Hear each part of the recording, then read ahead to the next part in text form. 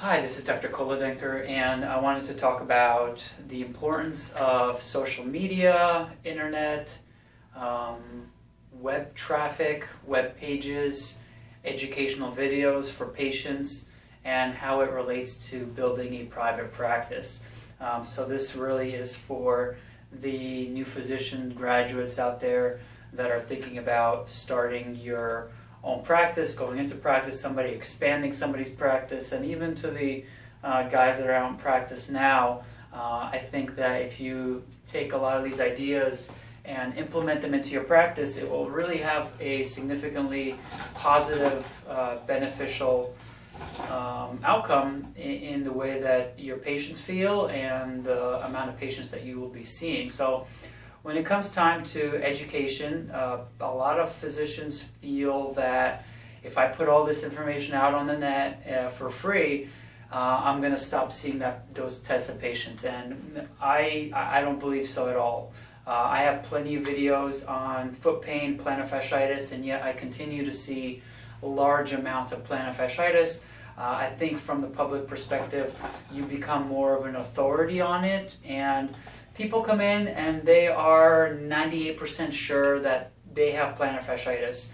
So they just need to make sure, they need your expert opinion on whether or not that is truly what they have. And that will pertain to a lot of conservative treatment options for majority of specialties. So if you're in a specialty where you notice yourself giving the same spiel over and over, and it can be treated via conservative measures, and as long as symptoms go away without any problems, have that information out there for the patients. It's also good for the patients that do come in for them to review it on your website, for just to remember. There's a lot of things that are lost and forgotten during the patient visit process, so handouts are important, giving them information, having them have the ability to go somewhere, reference things, and take a lot out of that visit is really important for making sure that their symptoms go away, they get better, they're happy, they refer more patients. And the happier they are, they might even be willing to take their time and write a review for you online. So depending on what kind of electronic system you use, some systems have the abilities for you to write reviews.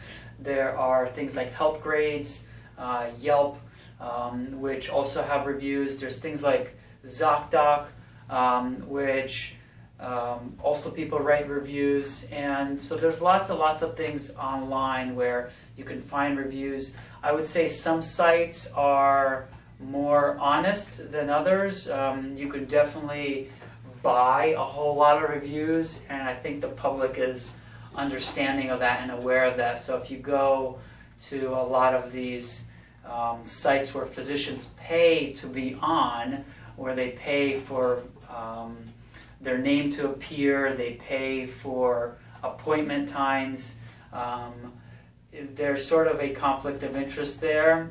So if all of a sudden a whole bunch of bad reviews start popping up, they're going to stop paying for those sites, and I think you'll see a lot more positive reviews across the board for certain sites. So if you're looking through doctors and all you're seeing is positive reviews, no negative, I would question that. I think a good reference site would be something like Yelp, or even places like Practice Fusion, where only patients that have been verified through the practice can write something on the physician's site. So social media helps, it makes people feel more comfortable. These days people get referrals from their insurance company, from other doctors, but they still cross-reference that through the internet.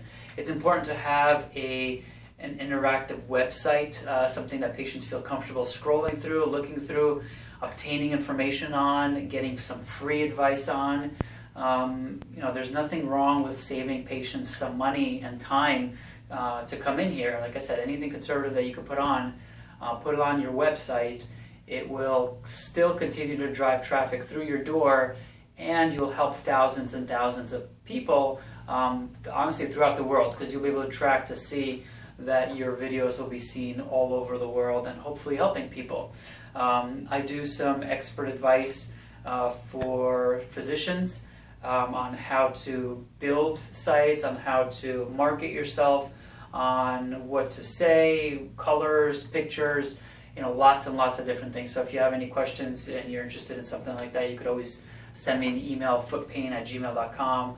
I work with various website builders that will help build sites. One thing to consider, make sure when you're hiring a website designer that there's no conflict of interest there too. So for instance, if there's a designer that, if you see a web page in your area and you look at the bottom for their designer, let's say it's ABC Design. Don't hire ABC Design to design your page. Remember, they're working also for the other guy, so they will only design your page possibly as good as the other one, maybe not as good depending on who's paying more. So look into other designers in your area, ones that are in a different field. So let's say you're a dermatologist, look for a GI practice that has a great website. Again, somebody that you can grab a name from at the bottom, call up and say, hey, can you do the same thing for me, but not in the same field, because I do think there's somewhat of a conflict of interest. Making sure that all your internet profiles are up to date is important. There are companies that will take care of this for you if you don't have the time.